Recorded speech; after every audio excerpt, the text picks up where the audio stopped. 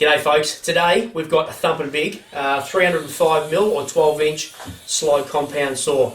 This is Makita's, I keep forgetting the stuff and name, DLS211. Correct. 36 volt behemoth that I cannot physically lift. Twin battery. Twin battery. 18 volt battery. Yep. Brushless, cordless, does everything. So AWS, Bluetooth, does everything except for make your coffee, even though Makita do have a coffee maker. fair enough. So this saw, I mean, it took all of us to get it on the bench. Yep. Let's get it out of the elephant out of the room straight away. 30 kilo. 30, the best part of 31 kilos, and full kind of arm width to hold. Yep. It's a big one. It is a big one, and to be brutally honest, you can lift it. You got the upper body strength and all the rest of it. I struggle to lift this thing and actually manoeuvre it around. And I wouldn't want to be honest. No. Especially if I don't have a clear straight run and a short distance to go. It's a bit big to be thinking about as a portable saw for one person. Yep. The caveat being that the rolling stand might be you get out of jail free there. Absolutely. And at the end of the bid, we'll talk about price and bits and pieces, but we would absolutely encourage you to look at, which Makita's got a few different ones, to hunt down a deal with a rolling stand and saw stand, because it's definitely not something you're going to be picking up all the time. In saying that, we've seen on social media, Instagram, there's quite a few guys and girls that have got these out there, and you see them setting them up on a bench. So, horses for courses, not for me because it is a bit heavy, but what I will say is this thing is going to do everything from your 290s, your 240s, your 90-45 studs. It's almost embarrassing doing any footage of 90-45 studs because it does it without even blinking. But it's also got such a beautiful blade, the Effie Cut blade on it, and feels like it's got finesse and the control on it to do all your finer stuff. Yeah. I think it's fair to say that there are people who are used to using a 12-inch saw on site because they need it. Yep. And those people are already used to carrying a big whopping 30 kilo type saw. Yep. And so for them it's business as usual. Yep. For you and I it's not. No. We're used to an 8.5-inch cordless mobile saw that you can pick up with one hand. Yep. So it's not our jam per se. But there are lots of people who do need a big saw. Yeah. And the cut capacity on this thing is incredible. Yeah, while you look up a couple of numbers, I've got to say, this is a 290 LVL, and it went through it like butter, 410mm. Now, yes, it just missed out, but on a 45 to do 410mm, so stinking close. And the 240 on a 45, just easy. Easy, and you'll hit that on a 45 bevel as well as Mitre at the same time. Correct, yep. So it's absolutely just smashing in the capacity there. Yep. A couple of things off the specs here, I can see it's going to do a 382mm cut at 92mm height. Yeah, that's massive. Like that's too big for a Mitre saw. You don't want to be carting timber around that size, so it's never going to lack there. If you're cutting crown moulding and you've got the stopper for it, which you and I haven't done, but you can cut a 203mm crown moulding, or even just chucking a baseboard up against the back fence, you're going to get 171mm, and be able to slide around your miters for all those cuts. So pretty stinking huge. And on the 45, just the standard 45 Mitre, you're going to get 268mm. Yeah. So which is why we nearly were able to get through the two. Almost that, Look, it's crazy with its capacity. You're not going to be left wanting. What I will say is an LVL and you're running a Mitre compound, you can't smash it down like a 240 volt. Not quite. No, it's definitely not what some people go, oh, you got to go so easy on it. You don't have to go easy on the saw. Not at all. But you definitely can't throw it through and smash it down. No. You do actually have to treat the tool with a little bit of respect, and it's just that little difference. Well, that's right, because I've certainly been to sites where your house builder, your chippy, has an old 10-inch, thing from 1989, which is his smashing saw, and he'll have someone there just docking studs, docking noggins all day, and you hear the saw just groaning because he's just smashing it into it. If you do that with this tool, instead of groaning, it'll cut out. That's what, it's a battery tool. But if you treat the tool with some respect, it'll cut very quickly and easily. Yeah, for sure. Certainly does. A couple of things on it. The first one that I really loved was Makita's setup here. Why can't I actually get that down? You've locked it on, you mongrel. The handle. I love the fact that it's single push and pull. You've got a little button here which is the safety. I stinking loathe drop saws that have this big ungainly lever. Yeah. And we actually got caught out in one of our videos because I think you ripped it off. Yeah. And then I did an Instagram video of me with a Bosch saw without the safety. So I quickly put it back on once the police saw me. But look, this is really cool. It's an easy grab, and I really like the ergonomics of that. Yeah. You've got laser. I want to quickly touch here on when we talk about ergonomics and how the tool works. One of the big things for me, do you get blowback of dust in your face? Because everybody thinks that they have their saws doing great dust extraction. Half the time it's bullcrap. Yeah, and a lot of reviewers just say things like, there's no such thing as good dust extraction. Yeah. But this is as good as it gets, or something like that. Correct. And I disagree with that here. It's got a monstrous boot. It does have its own postcode and trailer to go with it. Yeah. But it's also got great extraction off it. With the dust bag, it actually draws in a lot of dust. Sure. Which again, a lot don't. But the dust extraction, being the AWS, you got your Bluetooth, you hook it up to your Makita one if you've got the Makita dust vac. Do we know what AWS stands for? Something Wireless, something wireless automatic, wireless, something around. Yeah, that's something like that. Yeah, we might overlay it if we can be bothered. No, can't be bothered. So look, once you hook this up, hit the trigger, you're away. It works really well with this. Yeah. And the dust extraction is great. I really just want to touch on this thing. I feel like a bloody infomercial right now. What I want to touch on, if you don't have Makita's proprietary vac, Makita's brought out a really cool little jigger here, a WTO2. Yeah. This is a Bluetooth adapter. Any shop vac, whether it be expensive or a cheap one, that has a power tool outlet on the front, plug it in, have it in your power socket, put that on, and you're away. Makita's done quite a, I'm going to call it gentlemanly thing for lack of a better word. Yeah.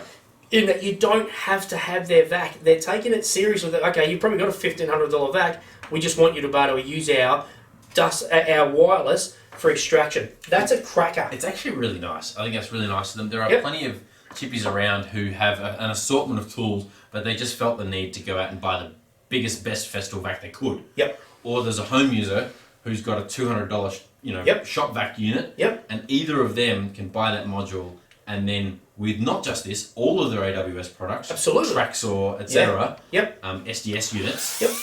It's a real winner. It happened accidentally tonight because I only had a couple of Makita batteries here. Yeah. Because the rest of mine are at work. So Dwayno's here. He goes, he wanted to have a play with the extraction. I had no other Makita batteries for that vac. Sure. So we plugged that straight into the shop vac I've got here, and we're away. By the way, AWS stands for Auto Start Wireless System. Well, pretty close. It's written on it. So I really like that. Yeah. We're going to talk a little bit now just about your compounds and show you the back end of the tool because it's a bit funky and it's worth a few minutes to go through. Alrighty, so here's our basic saw. Just going to talk about our left and right miters. This is 60-degree left and right, which is really cool. Standard, we've got locking into indentations. So I just press my thumb, it'll lock in. One cool thing with this, same thumb, flick that lever down, I'm not going to lock into any indentations now. That's really handy. Yeah, you want to get just in nice and tight, and then you can just lock it off there. Simple as flicking it up and you're back into indentation mode, which is really cool. That's actually really handy if you're trying to lock off on an angle that's right next to an indentation. Yeah, can't possibly drop in with a flick of a thumb. So just here's our lockdown, so pretend I'm carting the saw away. There's my knob, really simple. Beautiful. Alright, so if we pop that up, so what we'll do now is just talk about compounds. So compound cuts, or bevel cuts, left and right. We can go 48 degrees left or right. You have to have your fences off to be able to do that.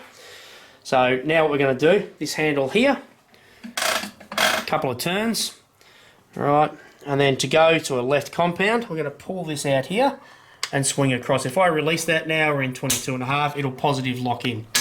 If I go down to my 45, but I've got a bit of a funky cut and I want to do a 48 clearance, just pull that lever forward and you're in 48. So that'll actually sit on 48 right there. So to pull that back up now, I want to go back up straight. It only releases through the first indentation, then I come up there. Doesn't seem to positive lock in there, so we tighten that off now and we're back at 0. Okay, and what about if we want to bevel to the other side? When I bevel to the other side, slightly different. So this is where it gets a bit funky. Release it the same as before. Put my hand under here. All right, we're going to have that pulled out. But what I've got to do is press this little button here to release it to the right. So you've still got to play around with a couple of different ones because now it's positive locked. I have to pull out the 22.5, drop it down to 45. If I want to do a clearance cut here, pull this lever forward, drop it down to the 48 again. Okay, so you just have to spend a little bit of time getting used to the saw. Yep. Because it does have a lot of functionality. Correct. I think if you do it daily and you have to do that, you're going to learn pretty quick. You just got to add it on. Yeah, and then you've also got your slide lock. Yeah, correct. Yep. So your rail will actually just lock in there. That's going nowhere now. Beautiful. And then when you come back up. Come back up. Yep. So we're going to press that again. Yeah. Release it. Now that's positive locked into there. So we're going to pull that back again. Bring it straight up. And it does from right to upright. Seem to lock in there. Very nice.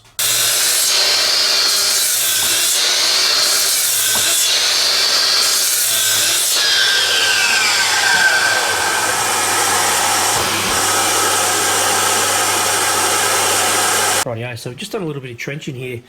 The trencher system's just at the back of the neck here, so just whack your finger through here, slide that in so there's no trench, because you pull it out to activate that trench, and here's obviously your adjustment. Wouldn't mind that being a bit of a quick release. Push it, be able to drop it down, whereas it's in a bit of an awkward position. You got to sit there and screw it all the way. Not massive, but anyway.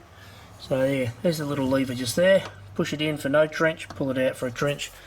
The one thing that I did want to test with this is that a lot of saws with their trenching, when you actually do a trench cut, there's a bit of spring in the neck and the system. So with this, I pushed fairly hard. They are absolutely millimetre perfect. So when I come down and talk about the spring, it means that some of these will end up a mil and a half lower than that one, or that's the same as that. That one's a bit different. This thing, it's very, very tight. Really tight through there, so there's no spring. Smooth as anything, but that neck does not flex. So look, we didn't do a runtime test on this. Couple of reasons. I don't think anyone wants to sit down and watch me do a heap of 90-45. Right. And the massive conversation around most of these companies, they say, look, you're going to run on a couple of batteries for hundreds of cuts of those. Yeah. But everybody uses a saw different. You might have treated pine, you might be 90 square post, you might be LVLs all day. Yeah. So for me to sit here and do 90-45 studs, I actually think it's a bit of crap. Sure.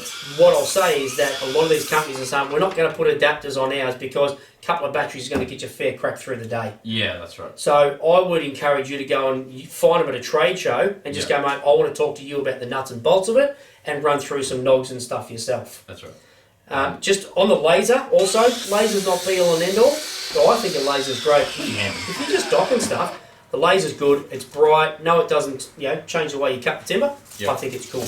Now, big question that we probably ought to have touched on earlier in the video is price. Yep. This thing's going to set you back about $1,250. Yep, as a skin. So $1,500 a kit-ish, or $1,250. Couple of ways you can look at it. Yep. You can look at it and go, it's too expensive for just a cordless saw because it's still going to add the batteries. Yep. The other way you can look at it is go, I'm already set up on Makita. I want the full convenience of a big framing drop saw and also something that's got the finesse, and I'm already set up and I'm ready to roll. You're probably paying an extra maybe $150 over an electric equivalent. Yeah, ish. Maybe something around that mark. Yep. The point is though that this is the premium saw in a cordless version. Yep. There won't be any features of any other Makita drop saws. This doesn't have. Or any other brand drop saw really. Yep. It's the bee's knees. It's got everything. Yep. It's got your trenching. It's got all your miters and bevels that you could possibly hope for. Yep. So that's why it's costing that much. Yep. Some people are still going to balk at it. Yep. And power to you, that's fine. But other guys are going to see the value in that. They will. The warranty is 3 years on the tool and on the batteries. Yep. So pretty good stuff there, Makita. That's about standard now. Everyone's sort of up to Seems to be, there's a few above. Which is good. But yeah, I think we are impressed by the power especially. Yep. Which is kind of, it's almost the most important thing on a miter saw. Well, I think it's the first thing people go, what's the grunt like? On a cordless tool. Yep. I just want to touch on a couple of things that I find as a personal negative. One would be the clamp. The clamp to go over here. Now, I reached out on Instagram and it seemed like a lot of people didn't actually care. No. But the clamp, it's a full screw down. Yes, it's an articulator, but you've got to sit there and screw it or put packers in. I don't know why all companies don't have a quick release thread. Yeah. I think it's great. So sorry, Makita, I used the Metabo one on this most of the time because I find it stinking handy. In fact, fair enough to say, if you're not going to make a quick release, just don't make it. No one's going to miss it. If you're going to put a screw one in, maybe you have to have one. Save the $3 and do something else with it because we're not going to use it. Potentially. The other thing is you would have seen in the compound, the close-ups where I was doing the compound cuts. Now, I had to take these fences off. Again, I reached out on Instagram the last couple of months and said, why can't we have them so they slide in and out? Just so if I'm only doing a 22-degree compound or something, I can slide the fence out and still have it, nice and high. Again, no one really cared. It seemed to be just me. Yeah. But you got to take them out. You want to do a compound cut at all, that fence has got to come out. This fence has got to come out. I would love for them to be even if they slid halfway, and then after that, no, take them off, you idiot. Don't know. That's just a little negative for me, and the weight is a bit of a drawback for me personally. Yeah. Because I will struggle to cart this on site. Agree with you on the weight. I don't agree with you on the sliding fences. I'm very happy with those to be removable. Cool. I think I'm on my own. Yeah. Sounds like it. Yeah. But the weight is the weight and the price and the performance is the triangle that you have to. Most of your decisions are on this one. Yeah. Anyway, we like the saw. And I'm really keen to hear what you guys have to say about it in the comments. Do you own it? Are you going to buy one? Do you already have a Makita Mitre saw? The smaller blade types. Yeah, for sure. Maybe that's all you need. Let us know. You might have some specific jobs you use for it and just reckon it's a spanker. So get on it, get around it, go check it out at a tool store somewhere. And check us out on Instagram and Facebook. Yep. And subscribe to our channel if you could, please. Comment. We love it, guys. See you guys.